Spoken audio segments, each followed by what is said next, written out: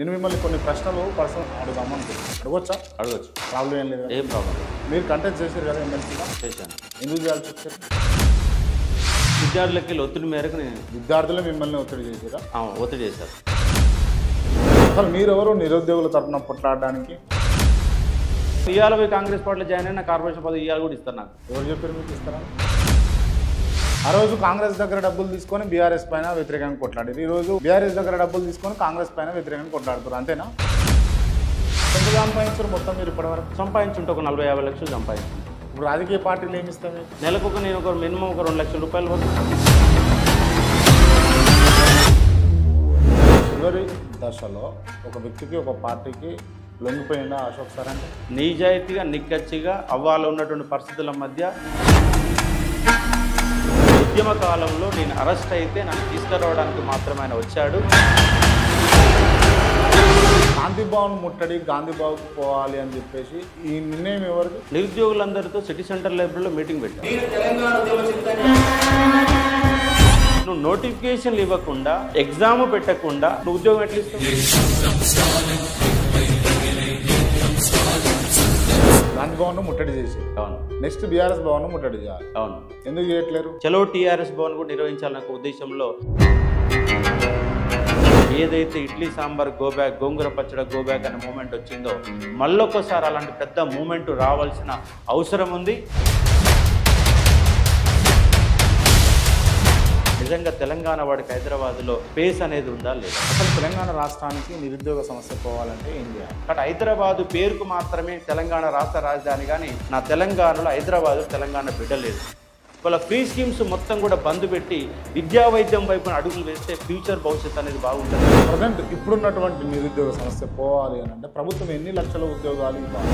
నీ నోటిఫికేషన్ నీది కాదు, ఫిలిమ్స్ ఎగ్జామ్ నీది కాదు, గ్రౌండ్ నీది కాదు, మెయిన్స్ ఎగ్జామ్ నీది కాదు, ఫలితాలు నీవి కావు, కేవలం నియామక పత్రాలు మాత్రమే ఇచ్చినావు. ఒక నియామక పత్రాలు ఇచ్చేస్తే నోటిఫికేషన్ ఏదైతే డిసెంబర్ 9th లోపల సంవత్సరం నుండి ఖాళీలను అన్ని భర్తీ చేయడానికి జాబ్ క్యాలెండర్ ని తీసుకొస్తున్నాం. దాని చట్టబద్ధత చేస్తున్నాం. హైదరాబాద్లో కార్పొరేట్ వ్యవస్థలో తెలంగాణ వాడికి ఉద్యోగం దొరికే పరిస్థితి. ఎన్ని లక్షల ఉద్యోగాలు ఇవ్వచ్చు గవర్నమెంట్? ఇప్పుడు కాంగ్రెస్ గవర్నమెంట్ దాదాపుగా 3 లక్షల ఉద్యోగాలు ఖాళీగా ఉన్నాయి రాష్ట్రంలో. గత 10 సంవత్సరాల కాలంలో టీఆర్ఎస్ గవర్నమెంట్ అదే చేసింది, ఇవాళ గవర్నమెంట్ ఇదే చేసింది. ముందుగా తెలంగాణ తొలి ముఖ్యమంత్రి కేసీఆర్ దృష్టి పెద్దగా ఉంది, కాన్సెప్ట్ మంచిగా ఉంది, ఆలోచనలు మంచిగా ఉన్నాయి, ఇంప్లిమెంటేషన్లో విఫలమయ్యారు. రేవంత్ రెడ్డి ఆయన ముఖ్యమంత్రి పదవికి అనర్హుడు, ఎందుకంటే పరిపాలన రాదు. కేటీఆర్ ఆయన ఉన్నటువంటి అహంకారపూరిత మాటల కారణంగా టీఆర్ఎస్ పార్టీ ఓడిపోయినది. నమస్తే, వెల్కమ్ టు కేఆర్ టీవీ. నేను మీ క్రాంతి.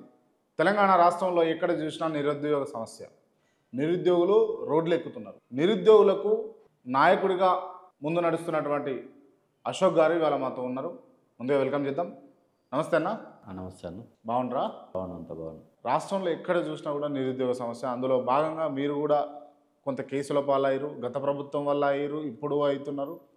ఏంది అసలు నిరుద్యోగుల సమస్య ఏంది? నిరుద్యోగుల యొక్క డిమాండ్లు ఏంది? అసలు తెలంగాణ రాష్ట్రం వచ్చిందే నిరుద్యోగుల వల్ల వచ్చింది.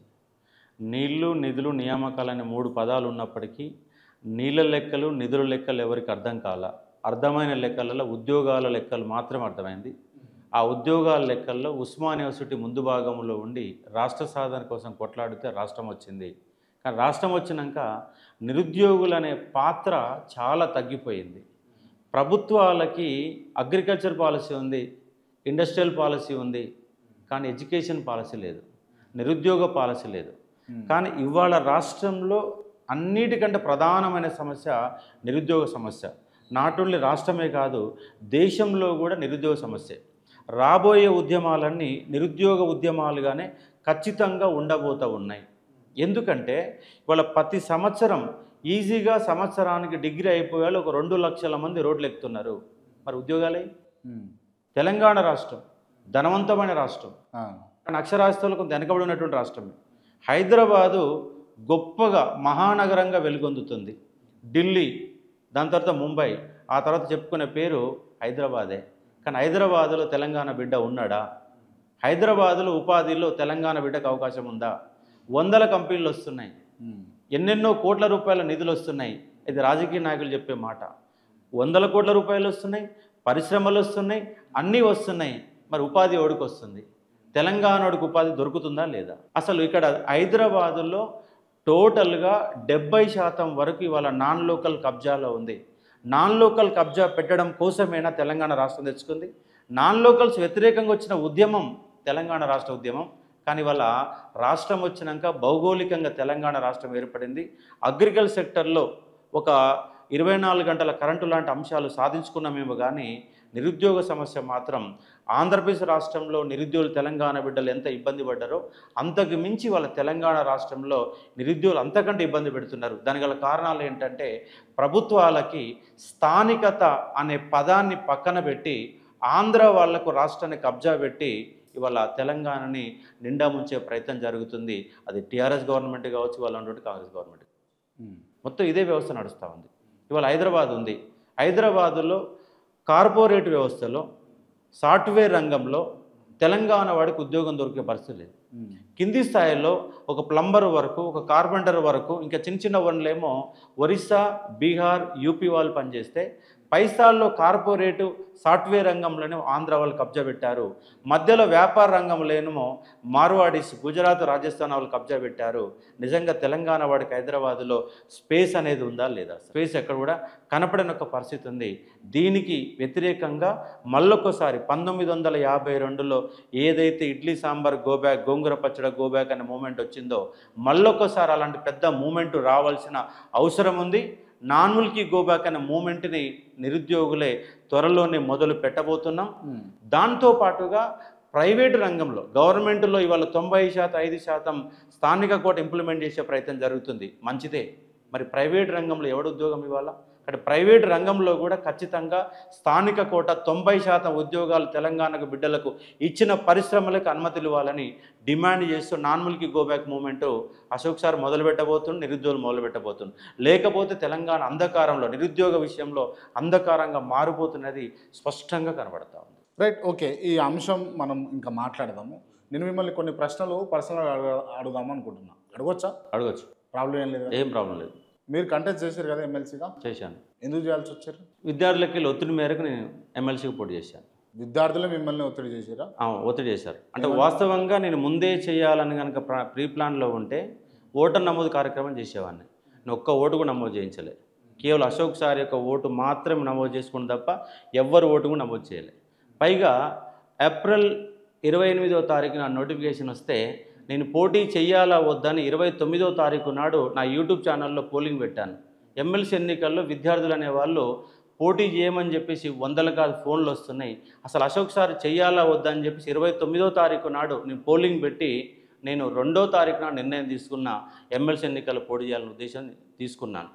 గెలిపోవడం అనే అంశాన్ని పక్కన పెడితే ఒక నిరుద్యోగ సమస్య ఎంత బలంగా ఉందో చెప్పాలన్న ఉద్దేశంతో ఎన్నికల్లో పోటీ చేశాను. ఇండిపెండెంట్గా పోటీ చేశాను. 48 మందికి వచ్చిన ఓట్లు 11,000 ఓట్లయితే అశోక్ సార్కి మొదటి ఓటు ర్యాంకు 30,000 వస్తే సెకండ్ ఓటు 90,000 ఓట్లు వచ్చినాయి. ఎందుకంటే నీతిగా, నిజాయితీగా ఎవ్వరు కూడా రూపాయి పంచకుండా కేవలం విద్యార్థులు అనే వాళ్ళు ఓటేసి ఆ నోట్లు సంపాదించాను. బట్ చివరి దశలో ఒక వ్యక్తికి, ఒక పార్టీకి లొంగిపోయిందా అశోక్ సార్? అంటే ఏ పార్టీకి? ఏ వ్యక్తికి? కాంగ్రెస్ పార్టీకి లొంగిలే. ఇవాళ అశోక్ సార్ ఎవరి మీద యుద్ధం చేస్తుంది? ఇవాళ అశోక్ సార్ ఎవరి మీద యుద్ధం ఈరోజు కాంగ్రెస్ పార్టీ మీద యుద్ధం చేస్తారు. ఓకే, నేను ఆ రోజు విషయం అడుగుతున్నాను. ఆ రోజు కూడా ఎవ్వరికి లొంగలేదు. నిజాయితీగా, నిక్కచ్చిగా అవ్వాలో ఉన్నటువంటి పరిస్థితుల మధ్య టీఆర్ఎస్కి వ్యతిరేకంగా నిరుద్యోగుల పక్షాన నిలబడి కాంగ్రెస్కి ఓటేయమని అడిగినటువంటి వాస్తవమే. కానీ కాంగ్రెస్ పార్టీ అధికారంలోకి వచ్చిన వితిన్ ద 2 నెలల్లోనే మీరు అన్నటువంటి ఉద్యోగ క్యాలెండర్ మొదలు పెడతలేరు. పైగా డిఎస్సిలో ఖాళీలు పెంచాలని, గ్రూప్ 2లో ఖాళీలు పెంచాలని, పోస్టుల సంఖ్య పెంచాలని 2 నెలల్లోనే కాంగ్రెస్ పార్టీ వ్యతిరేకంగానే మొట్టమొదటిసారిగా ఆమరణ నిరాహార దీక్ష చేసిన. మీరు అన్న అంశం ఏంటంటే మీరు బల్మూరు వెంకటకి ఏమన్నా మీరు లొంగిపోయారా అన్నటువంటి క్వశ్చన్. అంటే మీరు అడిగినటువంటి ఉద్దేశం నేను చెప్తాను. బల్మూరు వెంకటకి ఏమన్నా లొంగిపోయారా అని చెప్పేసి మీరు అడుగుతున్నట్టు క్వశ్చన్. కానీ బల్మూరు వెంకటకి నాకు ఎలాంటి సంబంధం లేదు. ఉద్యమ కాలంలో నేను అరెస్ట్ అయితే నన్ను తీసుకురావడానికి మాత్రమే ఆయన వచ్చాడు. అప్పుడు తీసుకొచ్చిన కారణంగా బల్మూరు వెంకటకి అశోక్ ఏదో సంబంధం అని చెప్పారు. ఎమ్మెల్సీ ఎన్నికల్లో కాంగ్రెస్ పార్టీకి వ్యతిరేకంగానో అనుకూలంగానో అశోక్ సార్ పోటీ చేయలేదు. నిరుద్యోగుల తరఫున ఎమ్మెల్సీ ఎన్నికల్లో పోటీ చేశారు. అంతే. అంతే. అంటే రాజకీయాలు ఇంట్రెస్ట్ ఉన్నాయా మీకు? ఏం లేవు, రాజకీయ ఇంట్రెస్ట్ ఏం లేదు. మరి రాజకీయ ఇంట్రెస్ట్ ఉంటే కాంగ్రెస్ పార్టీ తరఫున ఎన్నికల్లో నేను ప్రచారం చేసిన నేను గెలిపియాలని ప్రచారం చేసిన నేను ఇదే కాంగ్రెస్ పార్టీలో జాయిన్ అయి ఉంటే నాకు కార్పొరేషన్ పదవి వచ్చేది కదా. ఇస్తా అన్నారా కార్పొరేషన్ పదవి? 100% వస్తుంది. ఇస్తారా? నేను ఇవాళ పోయి కాంగ్రెస్ పార్టీలో జాయిన్ అయినా కార్పొరేషన్ పదవి ఇవాళ కూడా ఇస్తారు నాకు. ఎవరు చెప్పారు మీకు ఇస్తారని? ఇస్తారని ఎవరు చెప్పకపోవచ్చు. అంటే ఎవరైనా హామీ ఇచ్చిండ్రా అంటారు? ఎవరేమీ హామీ ఇవ్వలేదు. నేను పోతే 100% అక్కడే చేర్చుకుంటారు. ఇప్పుడు ఏ పార్టీ అయినా అక్కడ చేర్చుకుంటుంది. కానీ అశోక్ సార్ ఏ పార్టీ కూడా పోడు. ఎందుకంటే నీతిగా నిజాయితీగా అశోక్ సార్ నిరుద్యోగుల కోసం కొట్లాడుతున్నాడు. ఆయన టీఆర్ఎస్ వ్యతిరేకంగా కొట్లాడినా ఇవాళ కాంగ్రెస్ పార్టీ వ్యతిరేకంగా. ఆ రోజు కాంగ్రెస్ దగ్గర డబ్బులు తీసుకొని బీఆర్ఎస్ పైన వ్యతిరేకంగా కొట్లాడారు. ఈరోజు బీఆర్ఎస్ దగ్గర డబ్బులు తీసుకొని కాంగ్రెస్ పైన వ్యతిరేకంగా కొట్లాడుతారు, అంతేనా? ఇప్పుడు కాంగ్రెస్ పార్టీ దగ్గర డబ్బులు తీసుకుంటే కాంగ్రెస్ పార్టీ ఎమ్మటే ఉంటాయి కదా. మరి కాంగ్రెస్ పార్టీ వ్యతిరేకంగా ఎందుకు పనిచేస్తాను? అశోక్ సార్ ఎవరి దగ్గర ఇంతవరకు 100 రూపాయలు కూడా ఎవరి దగ్గర ఆశించలేదు, ఆశించాడు కూడా. అసలు ఆశించాడు. ఎందుకంటే నేను నమ్ముకున్నటువంటి విద్య నాకుంది. నన్ను పోషించుకోవడం కోసం నేను పాఠం చెప్తే 100 రూపాయలు ఫీజు పెట్టినా అశోక్ సార్ యొక్క ఉద్యమ పాఠాన్ని పిల్లలు తీసుకుంటారు. నేను నా కుటుంబాన్ని నడుపుకునేంత శక్తి నాకుంది. ఎటువంటి ఇబ్బందులు లేవు? ఎలాంటి ఇబ్బంది ఏం లేదు. ఓకే. ఎందుకంటే నేను ఎవరి కోసం చేస్తారు మీ ఉద్యమం అంతా? ఇప్పుడు అంటే మీరు నిరుద్యోగుల తరఫున కొట్లాడుతూ ఉన్నారు. అవును. అసలు మీరెవరు నిరుద్యోగుల తరఫున కొట్లాడడానికి? నేను ఉస్మాన్ యూనివర్సిటీలో WP చేసిన, PhD చేసిన, 15 సంవత్సరాలు జర్నలిస్ట్గా పనిచేసిన. వార్త, ఆంధ్రజ్యోతి, సాక్షి, నమస్తే తెలంగాణ అన్ని పేపర్లలో పనిచేసిన. నమస్తే తెలంగాణలో నల్గొండ జిల్లా ఇన్ఛార్జిగా పనిచేసే సమయంలో కోమరెడ్డి బ్రదర్స్ ఈయన ఓసీల వ్యతిరేకి, రెడ్డిల వ్యతిరేకి అని చెప్పేసి నా పైన ముద్ర వేసి బలవంతంగా హైదరాబాద్ ట్రాన్స్ఫర్ చేస్తే రంగారెడ్డి జిల్లాలో పనిచేస్తున్నా. రంగారెడ్డి జిల్లాలో పనిచేసిన సందర్భంలో నేను కొంత టైం ఎక్కువ దొరికిన కారణంగా హిస్టరీ పైన 100లాది ఆర్టికల్స్ రాసిన. ఆర్టికల్స్ గమనించినటువంటి అవ్వాలో ఉన్నటువంటి ఎడిటర్ అల్లం నారాయణ గారు నువ్వు ఎడ్యుకేషన్కి అయితే కరెక్ట్ సరిపోతుందని చెప్పేసి ఎడ్యుకేషన్ డెస్క్లో పంపించారు. ఎడ్యుకేషన్ డెస్క్లోకి పంపించినప్పుడు అక్కడ వివిధ రకాల ఇన్స్టిట్యూట్ వాళ్ళు నా ఆర్టికల్స్ కనుక పరిశీలించి ఒకరోజు మన ఆఫీస్కి వచ్చినప్పుడు, సార్ మీ ఆర్టికల్స్ బాగుంటాయి, మాకు గెస్ట్ లెక్చర్ ఇవ్వండి మా కాలేజీకి వచ్చి మా ఇన్స్టిట్యూట్కి వచ్చి అని చెప్తే పోయి 2 గంటల పాటు గెస్ట్ లెక్చర్ ఇచ్చాను. అసలు కాంపిటేటివ్కి అకాడమిక్ ఉన్న డిఫరెన్స్ ఏంది, మీరు ఇప్పుడే కాంపిటేటివ్ మొదలుపెట్టే వాళ్ళు ఏ విధంగా ప్రిపేర్ కావాలో 2 గంటల సేపు పాఠం చెప్తే వాళ్ళు రిక్వెస్ట్ చేశారు, సార్ మీ దగ్గర సబ్జెక్ట్ ఉంది మాకు 1 గంట సేపు పాఠం చెప్పమని అడిగారు. అంటే 2014 వరకు అశోక్ సార్ ఫ్యాకల్టీ అన్న అంశం అశోక్ సార్కి తెలియదు. అనుకోకుండా పోయిన సందర్భంలో నేను ఫ్యాకల్టీగా మారాను. అక్కడ నాకు సంతృప్తి దొరికింది, పిల్లలతో గడిపేటటువంటి నాకు సమయం దొరికింది, హ్యాపీగా పాఠం చెప్పిన. నా కుటుంబాన్ని పోషించుకోవడం, ఒక జర్నలిస్ట్గా అయితే ఎంతైతే డబ్బులు వస్తున్నాయో దానికంటే ఇంకో 30% డబ్బులు కూడా వస్తున్నాయనుక పైసలు రావడం ఒక చిన్న కారణం అయితే పిల్లలతో గడిపినప్పుడు చాలా హ్యాపీగా ఫీల్ అనిపించేది. అట్లా 2015 నుంచి నేను కొట్లాడుతూనే ఉన్నా. కాబట్టి నిరుద్యోగుల సమస్యలు తెలుసు. ఒక ఎడ్యుకేషన్ డెస్క్లో పనిచేసిన.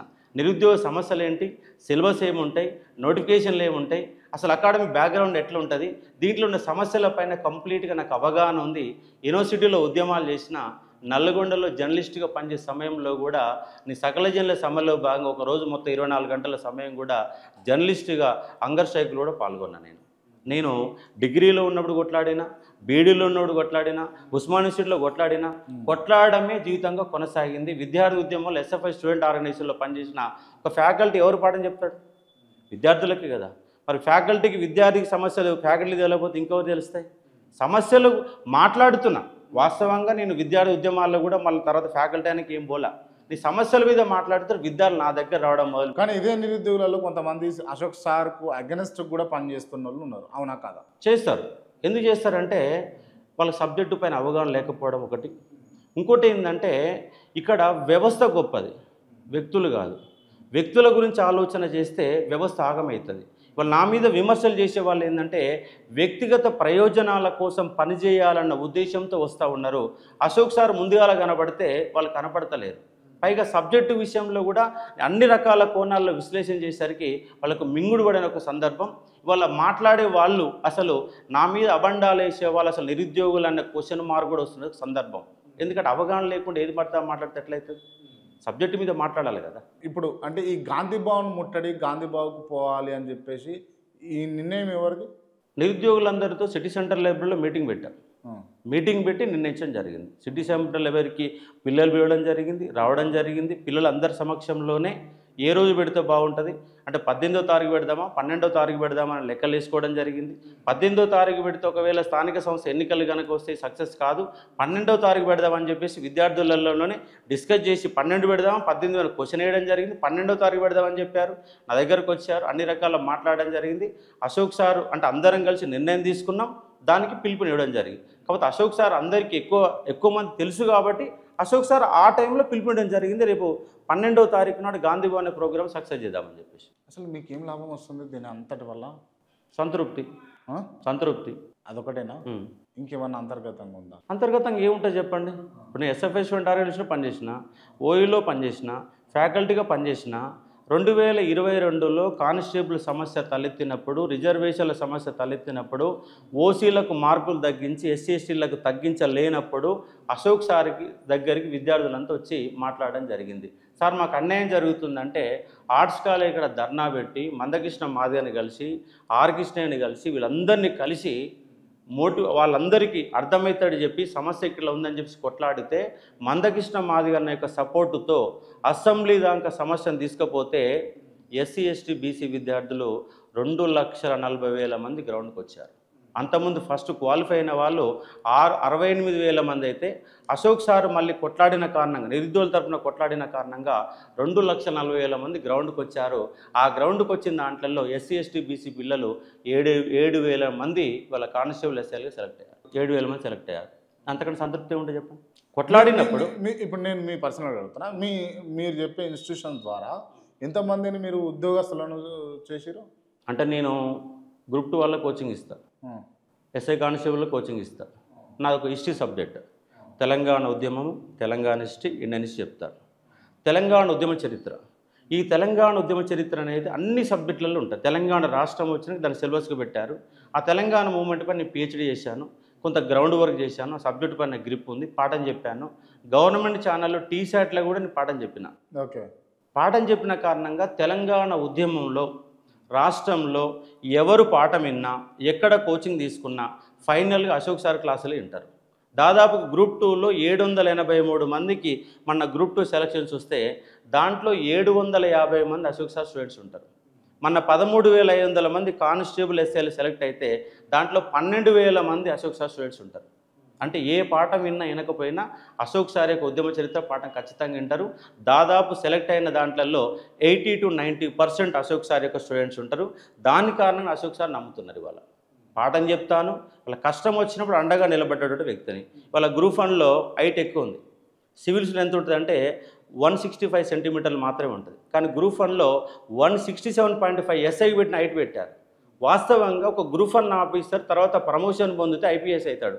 ఐపీఎస్ లేని హైట్ గ్రూప్ 1లో ఎందుకు ఉండాలా అని కొట్లాడితే 165 తగ్గించారు, ఏజ్ పెంచారు. జూనియర్ లెక్చరర్ అనే ఎగ్జామ్ సంబంధించి కేవలం ఇంగ్లీష్ మీడియంలోనే రాయాలి అని చెప్పేసి నోటిఫికేషన్ ఇస్తే అదే సిటీ సెంటర్లో అయిపోయి తెలంగాణలో చదువుకున్న వాళ్ళంతా గవర్నమెంట్ స్కూల్లో చదువుకున్న, తెలుగు మీడియంలో చదువుకున్నారు. ఇప్పటికిప్పటికి ఇంగ్లీష్ మీడియంలో పెడితే ఒక్కడు కూడా ఉద్యోగం రాదని కొట్లాడితే తర్వాత కొంతమంది నిరుద్యోగులు కూడా హైకోర్టులో కేసు వేస్తే ఫైనల్గా తెలుగు మీడియంలో రాసుకోవడానికి అవకాశం వచ్చింది. 1,392 ఉద్యోగాలు ఉంటే వాళ్ళ 1,100లకు పైగా తెలుగు మీడియం విద్యార్థులే కొట్లాడుకున్నారు. నేను కొట్లాడిన దాంట్లో దాదాపుగా 70% సక్సెస్ అయినప్పుడు, నా మాట 10 మంది వింటున్నప్పుడు మాట మాట్లాడకపోవడం కూడా తప్పే కదా, మాట మాట్లాడడం తప్పే కదా. నిజంగా ఇవాళ నా ఇన్స్టిట్యూట్లలో ఆఫ్లైన్లో నేను చాలా తక్కువ మందికే కోచింగ్ ఇచ్చాను. అశోక్ సార్ అంటే ఆన్లైన్ అయిన ప్లాట్ఫామ్లో, ఎందుకంటే ఒక జర్నలిస్ట్గా పనిచేసిన అనుభవం ఉంది కాబట్టి ఎలాంటి భయం లేకుండా, బెరుకు లేకుండా స్పష్టంగా నేను పాఠం చెప్తాను. దానివల్ల ఆన్లైన్లో చాలామందికి నేను మొన్న లాస్ట్ టైం ఎగ్జామ్ పోస్ట్ పోయిన్ అయినప్పుడు విద్యార్థుల మీద బర్డన్ పడకుండా 1,00,000 మందికి ₹1 కోచింగ్ ఇచ్చాను. ₹1 ఎందుకంటే అది యాప్ తీసుకోదు, మినిమం ప్రైస్ అనేది ₹1 ఉంటే తీసుకోవడం జరుగుతుంది. ₹100 కోచింగ్ ఇచ్చాను, ₹500 కోచింగ్ ఇచ్చాను, ₹1,000 కోచింగ్ ఇచ్చాను. వాళ్ళ ఆన్లైన్ ఫీజు 20-25 వేల రూపాయలు ఉన్నటువంటి ఆన్లైన్ ఫీజుని ₹100కి, 500కి, ₹1,000 పట్టుకొచ్చిన ఘనత ఎవరిది? అశోక్ సార్దే కదా. ఆన్లైన్లో ఇవాళ చాలామంది ఆన్లైన్లోకి వచ్చారు. ఇవాళ ఎక్కడైనా ఒక ఎల్కేజీ వాడికి ఉన్న ఫీజు ఎంత? ₹50,000, ₹1,00,000 ఫీజు ఉంటే ఇవాళ ఆన్లైన్లో ₹1,000తో, ₹3,000తో గ్రూప్ 2 ఉద్యోగం కొట్టొచ్చు. వాళ్ళ ఆన్లైన్ అని అంత దగ్గరికి వచ్చింది. దానికి గల కారణం ఏంటంటే అశోక్ సార్ యొక్క ప్రధాన పాత్ర పోషించాడు ఈ ఆన్లైన్ వ్యవస్థలో. అంటే నాకు ఎంత సంపాదించారు మొత్తం మీరు ఇప్పటివరకు? సంపాదించుంటే ఒక 40-50 లక్షలు సంపాదించుంటా. మొత్తం 40-50 లక్షలు అటు ఇటుగా అంటే ఫ్యాకల్టీ కూడా ఇవ్వాలి కదా. అంటే నీ అశోక్ సార్ ఒక్కడికే కాదు కదా, ఒక ఎకానమీ ఫ్యాకల్టీ చెప్తాడు, ఒక పాలిటీ ఫ్యాకల్టీ ఉంటాడు, ఒక వేరు సబ్జెక్టులు నా సబ్జెక్టు కొని మిగతా ఫ్యాకల్టీ వాళ్ళకి ఇవ్వాలా, మెయింటెనెన్స్ ఇవ్వాలా, యాప్ ఛార్జెస్ కట్టాలా, అన్ని వివిధ రకాల పేమెంట్లు కట్టాల్సి వస్తుంది. అంటే ఒక ₹1 కోటి వరకు వచ్చి ఉంటే వాళ్ళకు 50 లక్షల పైన వాళ్ళు కూడా నేను పేమెంట్ చేసి ఉంటాను. ఇప్పుడు రాజకీయ పార్టీలు ఏమి ఇస్తాయి మీకు? నెలకు నేను ఒక మినిమం ఒక ₹2 లక్షల వరకు నా కుటుంబ అవసరాల కోసం సంపాదించుకుంటాను. ఓకే, రాజకీయ పార్టీలు మీకేమి ఇస్తాయి? రాజకీయ పార్టీలు మాకేమి ఏమి నీకు కొట్లాడే రాజకీయ పార్టీలు వ్యతిరేకంగా నాకు ఓటు ఇస్తాడు. పొద్దున్న లేస్తే రాజకీయ వ్యతిరేకంగా మాట్లాడుతూనే నాకు ఓటు పైసలు ఇస్తాడు. ఏమైనా పొలిటికల్ ఏముంది అన్న మీకు? పొలిటికల్ ఏం లేదు. ఒక ప్రజా ఉద్యమకారుడిగా బలంగా కొట్లాడాలన్న ఉద్దేశంలో ఉన్నా అంతే. ఇవాళ ఎందుకంటే ఇవాళ ఆర్ కృష్ణ ఉన్నాడు, ఆయన దాదాపుగా 74-75 సంవత్సరాలు ఉన్నాయి. ఆయనకు 40 ఏళ్ళు కొట్లాడుతున్నాడు. ఒక మందకృష్ణ మాదిగ గారు ఉన్నారు, ఆయనకు 30 ఏళ్ళుగా 1994లోని ఎంఆర్పిఎస్ అనే వ్యవస్థను ఏర్పాటు చేసి 30 ఏళ్ళు కొట్లాడుతూ ఉన్నాడు, ఒక వ్యవస్థలో పనిచేస్తున్నాడు. కోదండరామ్ సార్ ఉన్నాడు, సరే ఇవాళ ఆయన ఎమ్మెల్సీ విషయంలో గందరగోళం ఏం జరగవచ్చు, ఆయనకు 34 ఏళ్ళు కొట్లాడుతున్నాడు. ఇలాంటి ప్రజా ఉద్యమకారులు 1980 నుంచి 2014 వరకు ఎంతోమంది ప్రజా ఉద్యమకారులు పనిచేస్తే తెలంగాణ రాష్ట్రం నిలబడ్డది. నేను వాళ్ళ పాత్రలోకి వెళ్ళాలనుకుంటున్నాను.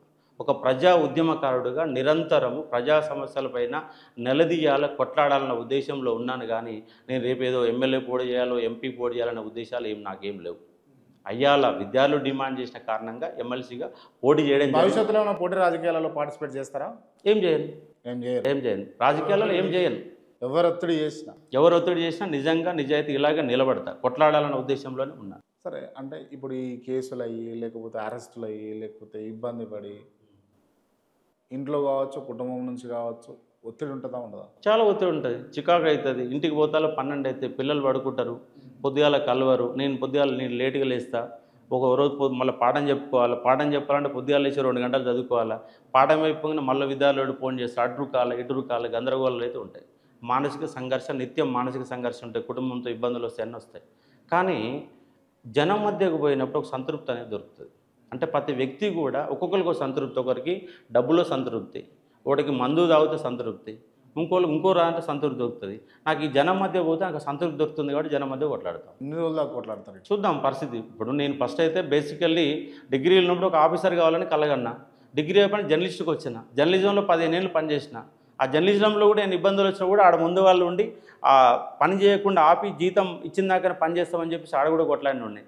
విద్యార్థి ఉన్నప్పుడు కొట్లాడిన ఉన్నాయి. నిత్యం కొట్లాటి ఏదో సందర్భంలో కొట్లాట అన్నది కొత్త కాదు అని అంటాం. అంతే కొట్లాట అనేది నాకు కొత్త కాదు. మీరు కావాలంటే నేను బీఈడి కాలేజ్ చేసినటువంటి నాకు 100 మంది విద్యార్థులు ఉంటే ఏ ఒక్క స్టూడెంట్ ఫోన్ చేసినా కూడా అశోక్ సార్ కొట్లాడని అంశం వాళ్ళు చెప్తారు. నా ఊరు పోయిన కూడా అడుగుతారు, అశోక్ సార్ నీతిగా ఉంటాడా, నిజాయితీగా ఉంటాడా, కొట్లాడతాడా, అవసరం వచ్చినప్పుడు జనం కోసం మాట్లాడే ప్రయత్నం చేస్తారని చెప్పి నా సొంత ఊరు పోయిన కూడా ఎవరైనా అడుగుతారు. Okay, right. ఈ పర్సనల్ అంశాలు కాసేపు పక్కన పెడదాము. అసలు తెలంగాణ రాష్ట్రానికి నిరుద్యోగ సమస్య పోవాలంటే ఏం చేయాలి? నిరుద్యోగ సమస్య పోవాలంటే ఫస్ట్ ఇంటర్మీడియట్లో డిగ్రీలో నిర్బంధ విద్య పెట్టాలి. 10th క్లాస్ వరకైతే ఏ విధంగా పిల్లవాడిని 9 to 5 కూర్చోబెట్టుకొని వాడికి ఒక డ్రెస్ ఇచ్చి ఒక బ్యాగ్ ఇచ్చి ఖచ్చితంగా విద్య అయితే ఎట్లా చెప్తున్నారో ఇంటర్మీడియట్లో కూడా డిగ్రీలో కూడా ఖచ్చితంగా ఒక రకంగా నిర్బంధ విద్యను అమలు చేయాలి. అటెండెన్స్ ఖచ్చితంగా 80% అటెండెన్స్ ఉండే విధంగా కంపల్సరీ పెట్టాలి. పెట్టడమే కాకుండా ఒక ఇంజనీరింగ్ కాలేజీ పైన ఒక డిగ్రీ కాలేజీ పైన ఎంక్వైరీ ఆఫీసర్లు అనేవాళ్ళు ఉండాలి. ఇవాళ 33 జిల్లాలు ఉంటే ఒక్క జిల్లా కూడా డిఓ లేడు, ఒక్క మండలంలో రెగ్యులర్ ఎంఈఓ లేడు. అంటే విద్యా వ్యవస్థని గత 10 సంవత్సరాల కాలంలో టీఆర్ఎస్ గవర్నమెంట్ అదే చేసింది, ఇవాళ గవర్నమెంట్ ఇదే చేస్తుంది. పైగా ఇవాళ మార్కెట్కి అనుగుణంగా విద్యను అందించాలి, సిలబస్లో మార్పు చేయాలి, నిర్బంధ విద్యను ఖచ్చితంగా ఇంప్లిమెంట్ చేస్తేనే వాడికి ఒక క్వాలిటీ. నిర్బంధం అంటే ఏదో కట్టబెట్టుకుని పాఠం చెప్పడం కాదు, వాడికి మోటివేషన్ చేయాలి. ప్రస్తుత సమాజానికి అనుగుణంగా తయారు చేసే విద్యా వ్యవస్థని రూపొందించే ఒక ప్రయత్నం. నిర్బంధం అంటే ఏదో 4 గోడల బంధించి పాఠం చెప్పడం కాదు, వాడికి సైకాలజికల్గా వాడిని మార్చాలి. ఇవాళ బీటెక్ అయిపోతుంది, ఎంటెక్ అయిపోతుంది, వాడు రోడ్డు మీదకి వస్తున్నాడు. రోడ్డు మీదకి వచ్చిన వాడికి లాంగ్వేజ్ స్కిల్స్ లేవు, టెక్నికల్ స్కిల్స్ లేవు. లేని కారణంగా ఒక 15,000 రూపాయలు 20,000 రూపాయలు కూడా జీతం దొరకని ఒక పరిస్థితి ఇవాళ తెలంగాణలో నెలకొంది. అవును. డిగ్రీ అదే బీటెక్లో ఎంటెక్లో కేవలం ఇవాళ కాలేజీలు మొత్తం ఎట్లున్నాయంటే ముఖ్యంగా విద్యార్థి ఎక్కడ నాశనం అవుతుందంటే డిగ్రీ స్థాయిలో నాశనం అవుతుంది. డిగ్రీ స్థాయిలో ఒక డిగ్రీ పూర్తయిన వాడికి సిలబస్ ఏంటంటే అర్థం కాని ఒక పరిస్థితిలో ఉన్నాడు. వాడికి మినిమం నాలెడ్జ్ లేదు, బయటకు వస్తే వాడికి ఏం ఉద్యోగం దొరకట్టాడు. ఇప్పుడు ఏం చేయాలి ప్రస్తుతం తెలంగాణ రాష్ట్రంలో అంటే 33 జిల్లాలలో ఒక్కొక్క జిల్లాలో ఒక స్కిల్ డెవలప్మెంట్ యూనివర్సిటీలు ఏర్పాటు చేయాలి.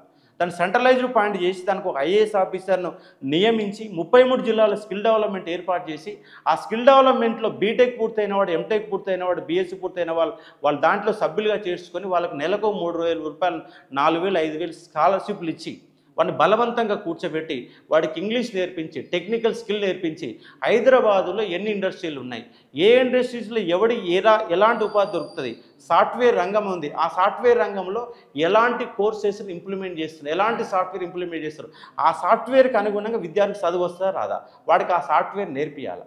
ఆ నేర్పిస్తే ప్రైవేట్ రంగంలో ఉద్యోగాలు వస్తాయి. ఎందుకంటే గవర్నమెంట్ ఒక్కటే ఇవాళ ఉన్నటువంటి నిరుద్యోగులు, ఎందుకంటే ఒక తెలంగాణ పబ్లిక్ సర్వీస్ కమిషన్ దగ్గర పేర్లు నమోదు చేసుకున్న వాళ్ళు దాదాపుగా 30 లక్షల మంది ఉన్నారు.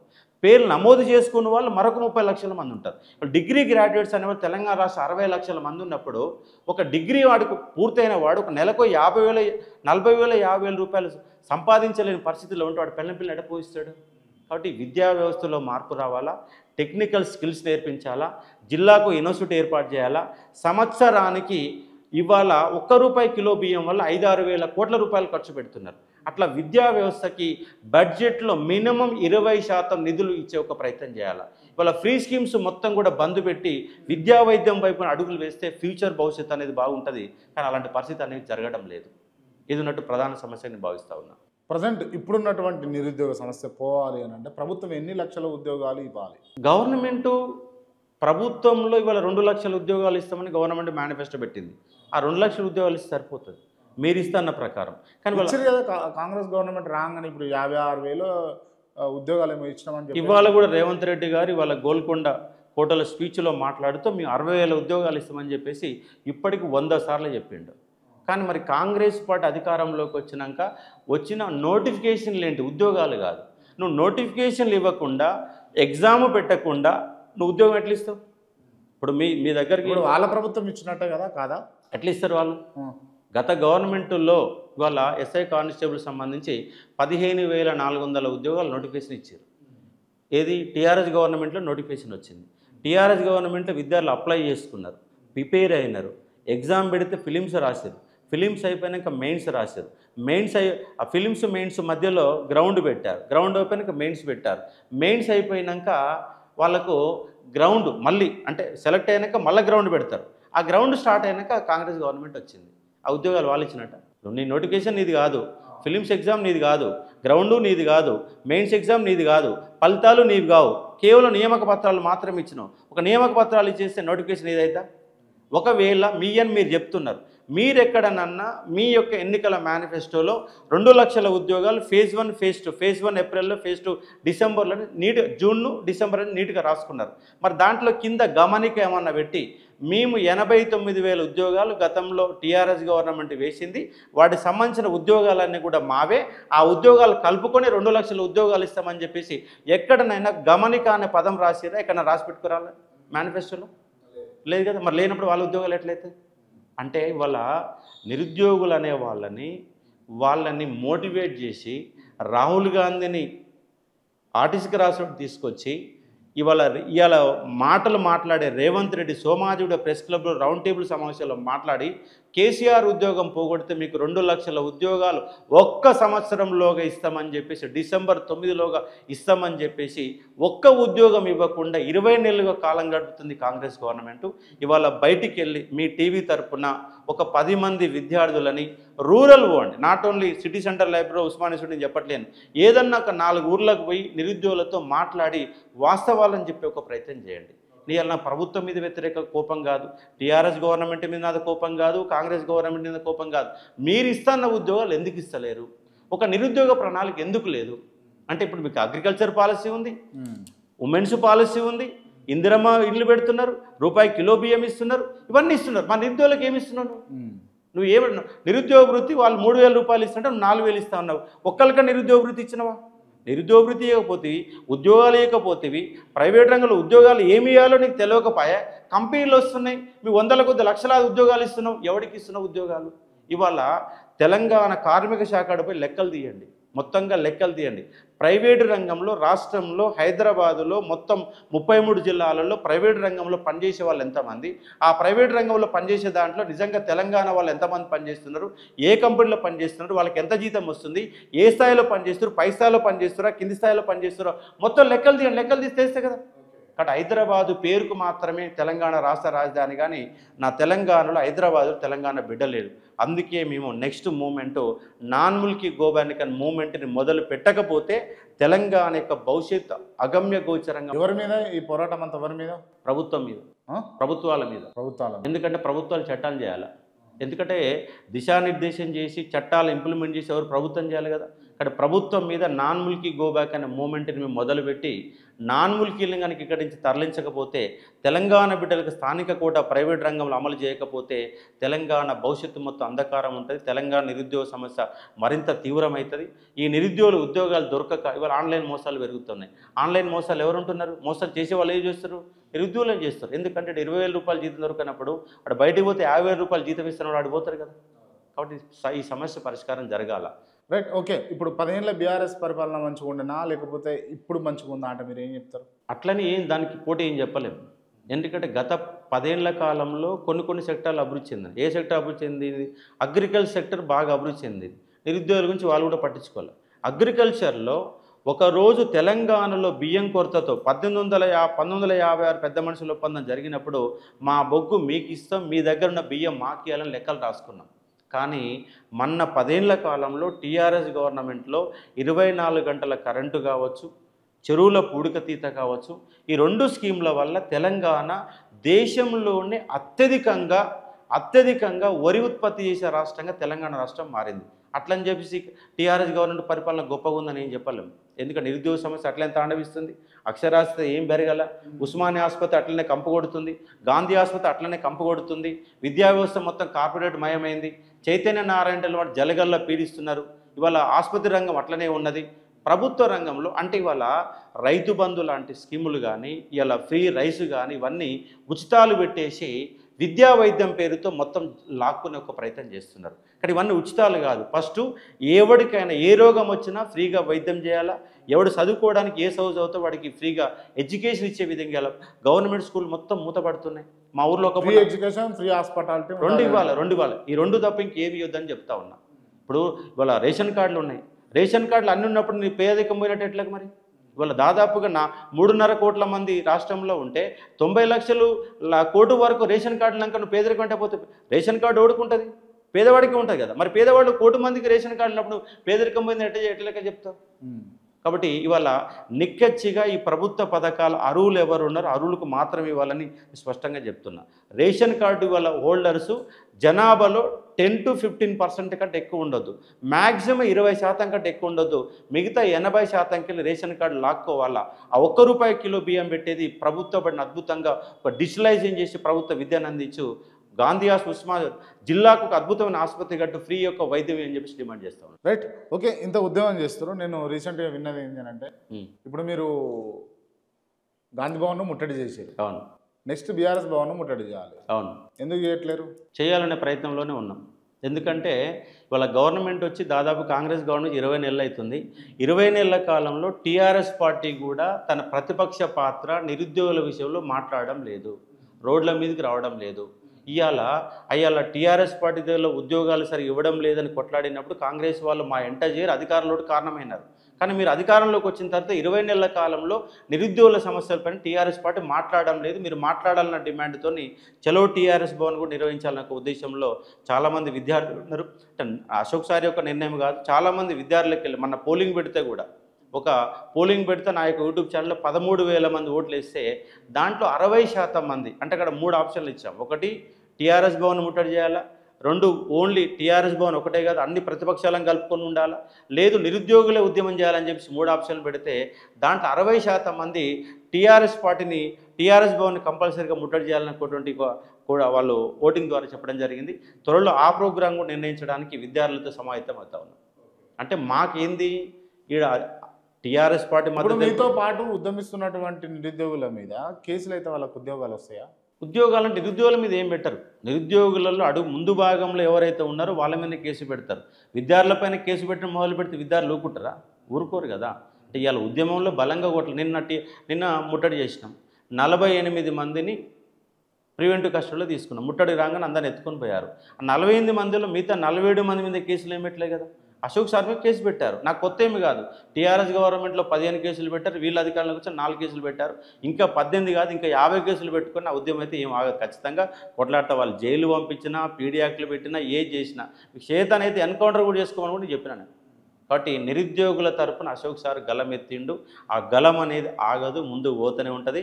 నాట్ ఓన్లీ విద్యార్థులే కాదు, రేపు భవిష్యత్తులో గిరిజన సమస్యలు వచ్చినా, మహిళా సమస్యలు వచ్చినా, ఈ సామాజిక వర్గాల సంబంధించిన ఏ సమస్యలపైన, బీసీ వర్గాలపైన ఏ సమస్యపైన అశోక్ సార్ నిలబడతాడు, కొట్లాడతాడు. ఒక ఫైటర్గా తెలంగాణలో నిలబడడానికి అశోక్ సార్ సంసిద్ధంగా ఉన్నాడు. ఎన్ని ఇబ్బందులు వచ్చి వెనకడుగు వేసే పరిస్థితి లేదు. ఏ పార్టీకి సపోర్ట్ చేస్తారు మీరు? ప్రతిపక్షాలను కలుపుకొని పోతాం. ప్రతిపక్షాలను కలుపుకొని ఎవరైనా ఇప్పుడు, ఎందుకంటే అధికార పక్షాన్ని నిలదీయాలి కాబట్టి వ్యవస్థలో మార్పు, ముందుగా వ్యవస్థలో మార్పు రావాలని కొట్లాడుతూ ఉన్నా. అందుకే విద్యా వ్యవస్థలో మార్పుల కోసం అవసరమైతే ఇంకొక ఈ ఆగస్టు చివరి వరకన్నా ఒక రౌండ్ టేబుల్ సమావేశం కానీ, ఒక సెమినార్ కానీ, నిరుద్యోగ సమస్య ఏంటి, పరిష్కార మార్గాలు ఏంటని మేధావులతో ఒక మీటింగ్ కూడా పెట్టాలనే ఉద్దేశంలో నేను సమాయత్తం అవుతున్నాను. దానికోసం ప్రయత్నాలు చేస్తూ ఉన్నాను. రైట్. ఫైనల్లీ అసలు అంటే దాదాపు అంటే మీకు తెలిసే ఉంటుంది, ప్రభుత్వం ఒకవేళ ఇవ్వాలనుకుంటే ఉద్యోగాలు ఏ డిపార్ట్మెంట్లో ఎన్ని ఉద్యోగాలు ఇవ్వడానికి ఉంటుంది? ఇప్పుడు ప్రజెంట్ అయితే వాళ్ళు ఇచ్చిన హామీ ప్రకారం 2 లక్షల ఉద్యోగాలు ఇచ్చారు. ఆ 2 లక్షల ఉద్యోగాలు 20 నెలలకు ఏం అమలు చేయట్లేదు.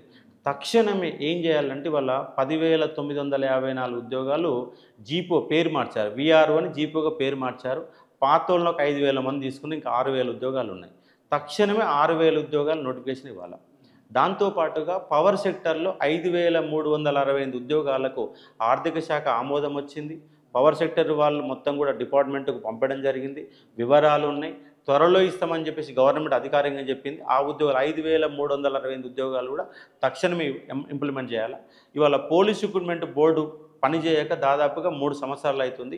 పోలీస్ రిక్రూట్మెంట్ బోర్డులో కూడా చాలా ఖాళీలు ఉన్నాయి, రిటైర్మెంట్లు అయ్యారు. ఒక 15,000 ఉద్యోగాలతో పోలీస్ డిపార్ట్మెంట్ నోటిఫికేషన్ ఇవ్వాలా.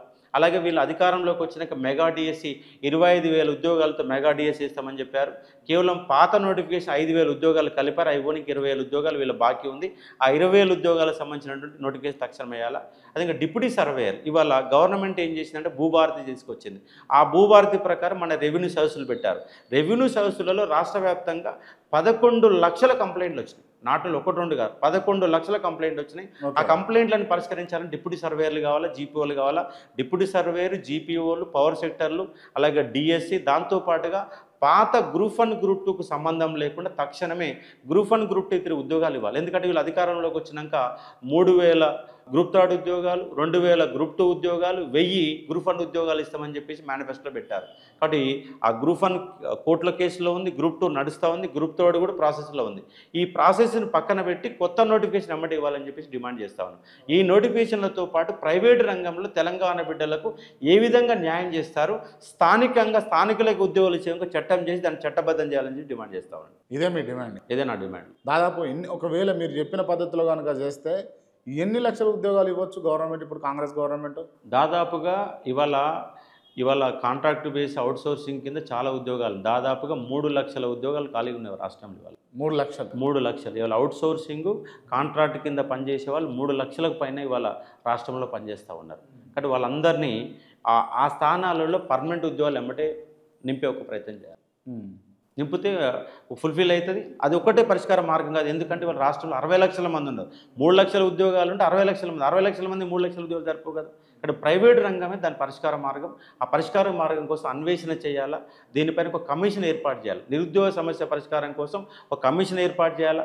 మొక్కుబడిగా ఏర్పాటు చేస్తే కుదరదు, దాన్ని ఇంప్లిమెంట్ చేసే ప్రయత్నం చేయాలని చెప్పి స్పష్టంగా చెప్పారు. రైట్. ఓకే. ఫైనల్గా మీరు ప్రభుత్వానికి కావచ్చు, లేకపోతే విద్యార్థులకు కావచ్చు, నిరుద్యోగులకు కావచ్చు, ఏం చెప్పదలుచుకున్నారు కేఆర్టీవీ వేదికగా? ఫైనల్గా ఏమంటున్నా అంటే, ప్రభుత్వాలకు మీరు అగ్రికల్చర్ పాలసీని తీసుకొచ్చినట్టుగా ఒక నిరుద్యోగ పాలసీని తీసుకొచ్చి ఇంప్లిమెంట్ చేయండి. ఎందుకంటే రేపు ఇంకా సంవత్సరానికి 2 లక్షల మంది రోడ్ల మీదకి వస్తున్నారు. వాళ్ళందరికీ ఉపాధి మార్గాలు లేకపోతే రాష్ట్ర భవిష్యత్తు అంధకారంగా మారడానికి అవకాశాలు ఉంది. ఇక్కడ దీనిపైన దృష్టి పెట్టి తక్షణమే నిరుద్యోగ సమస్య పరిష్కార మార్గాలు అన్వేషించే విధంగా ఒక కమిటీని ఏర్పాటు చేయమని చెప్తా ఉన్నాను. రైట్, థ్యాంక్ యూ అండి, thank you so much. Thank you. And interview close చేసే ముందు నేను కొంతమంది పేర్లు చెప్తా, వాళ్ళకి సంబంధించి మీరు ఓన్లీ 1 వర్డ్ ఆన్సర్ ఇవ్వాలి. ఓకే. ముందుగా తెలంగాణ తొలి ముఖ్యమంత్రి కేసీఆర్ అధికారంలోకి వచ్చి అద్భుతంగా అనిపించాడు. కానీ చివరి దిగిపోయేసరికి ఆయన ఆ స్థాయిలో ఫుల్ఫిల్ చేయలేకపోవడం అనిపించింది. అంటే దృష్టి పెద్దగా ఉంది, కాన్సెప్ట్ మంచిగా ఉంది, ఆలోచనలు మంచిగా ఉన్నాయి, ఇంప్లిమెంటేషన్లో విఫలమయ్యాడు. రేవంత్ రెడ్డికి రాష్ట్ర పరిపాలన మీద ఏ మాత్రం కూడా అవగాహన లేదు. ఒక అవగాహన లేనటువంటి వ్యక్తిని, కేవలం ఒక రాజకీయాలు మాత్రమే తెలిసిన వ్యక్తిని ఇవాళ సీఎం సీట్లో కూర్చోబెట్టారు. ఆయన ముఖ్యమంత్రి పదవికి అనర్హుడు, ఎందుకంటే పరిపాలన రాదు. ఎడ్యుకేషన్ మీద ఆయన కరెక్ట్గా చదివిన ఇంటర్మీడియట్ వరకు మాత్రమే చదివాడు. తర్వాత ఐటీఐ కానీ డిగ్రీ కానీ పూర్తి స్థాయిలో చదివిన వ్యక్తి కాదు. లాంగ్వేజ్ మీద, ఇంగ్లీష్ లాంగ్వేజ్ కానీ, ఒక కాన్సెప్ట్ బేస్లో కానీ, పరిపాలన మీద కానీ, డిపార్ట్మెంట్ల మీద కానీ నాకు ఎలాంటి అవగాహన లేదు. ఆయన ముఖ్యమంత్రికి సరైన అభ్యర్థి కాదని నాకు అభిప్రాయం. కేటీఆర్ దూరదృష్టి బాగానే ఉన్నది, కానీ ఎన్నికల కంటే ముందు ఆయన ఉన్నటువంటి అహంకారపూరిత మాటల కారణంగా టీఆర్ఎస్ పార్టీ ఓడిపోయినది. అదే ఎన్నికల ముందు పేపర్ లీకేజ్ అయినప్పుడు తెలంగాణ పబ్లిక్ సర్వీస్ దగ్గర ఆయన అలాంటి వ్యాఖ్యానాలు చేయకుండా, నేను అక్కడ చేరేసుకొని కూర్చుంటా, ఒక్క ఉద్యోగం కూడా అక్రమంగా జరగకుండా చూసే బాధ్యత నాదని ఒక్క హామీ కనుక ఇచ్చి ఉంటే ఇవాళ టీఆర్ఎస్ గవర్నమెంట్ అధికారంలో ఉండే నిరుద్యోగులంతా వేరే వైపు చూసేవాళ్ళు కాదు. కాబట్టి నిరుద్యోగ అంశాలపై నీకు అవగాహన ఉన్నది కాబట్టి దానిపైన దృష్టి పెట్టి ఫ్యూచర్లో కనుక పర్ఫెక్ట్గా, అంటే కేటీఆర్ అనగానే సామాన్య జనంలో ఉన్నటువంటి అభిప్రాయం ఏంటంటే కేటీఆర్కి అహంకారం ఎక్కువ అన్న ఒక పదం ఉంది. అహంకారం అనేది కనపడకుండా జాగ్రత్తగా చేస్తే ఫ్యూచర్లో అద్భుతాలు ఉండడానికి అవకాశాలు ఎక్కువ ఉంటాయి. కల్వకుంట్ల కవిత అసందర్భమైనటువంటి సందర్భాలలో ఏం మాట్లాడుతూ అర్థం కాకుండా అనవసర విషయాల్లో జోక్యం చేసుకుంటూ ఇబ్బందులకు గురి చేస్తూ సరైన విధంగా స్పందించేటటువంటి నాలెడ్జ్ లేదని చెప్పేసి భావిస్తూ ఉన్నాను. బండి సంజయ్ కేంద్ర మంత్రిగా ఇవాళ కొనసాగుతూ ఉన్నాడు. ఆయన పార్టీ పరంగా అద్భుతమైన వ్యక్తిగానే కనబడుతుంది, కానీ రాష్ట్ర విషయాలలో ఇవాళ కేంద్ర మంత్రిగా ఉండి కేంద్రం వైపు చూస్తున్న రాష్ట్రంలో ఏం జరుగుతుంది కనీసం పట్టించుకోకుండా ఆయన వివరిస్తూ ఉన్నాడు. కోమటిరెడ్డి రాజగోపాల్ రెడ్డి ఆవేశం ఎక్కువ, ఆలోచన తక్కువ. కోమటిరెడ్డి వెంకటరెడ్డికి అసలు సబ్జెక్టే ఎక్కువ. అసలు సబ్జెక్టు అంటే ఉన్నటువంటి మంత్రివర్గంలో ఎలాంటి జీరో నాలెడ్జ్తో మంత్రిగా కొనసాగుతున్న వ్యక్తులు అంటే కోమటిరెడ్డి వెంకటరెడ్డి. బల్మూరి వెంకట్ కూడా వయసు తక్కువ ఉంటుంది, మాటలేమో చాలా ఎక్కువగా ఉంటాయి. అశోక్ సార్ అనే వ్యక్తి కొట్లాడన్న ఆలోచన బలంగా ఉన్నప్పటికీ ప్రస్తుత వాస్తవ పరిస్థితులు దానికి విభిన్నంగా ఉన్నాయి. ఇవాళ డబ్బులు లేనిది ఎలాంటి వ్యవస్థను ముందుకు పోలేని ఒక వ్యవస్థలో కొనసాగుతుంది. అయినప్పటికీ అశోక్ సార్ తన యొక్క ప్రయత్నాన్ని తాను కొనసాగిస్తూనే ఉంటాడు. జర్నలిస్ట్ క్రాంతి ఇంటర్వ్యూలు చేయడంలో రాష్ట్రంలోనే ఒక సమాచారాన్ని ఒక వివిధ రకాల ఎమ్మెల్యే స్థాయి ఎంపీ స్థాయి వ్యక్తులకి సమాచారం రాబట్టడంలో అద్భుతంగా ఇంటర్వ్యూ చేయడంలో ఒక జర్నలిస్ట్గా 100కు 200% పర్ఫెక్ట్ సాధించని చెప్పి భావిస్తా ఉన్నాను. థ్యాంక్ యూ సో మచ్ అన్న. Thank you.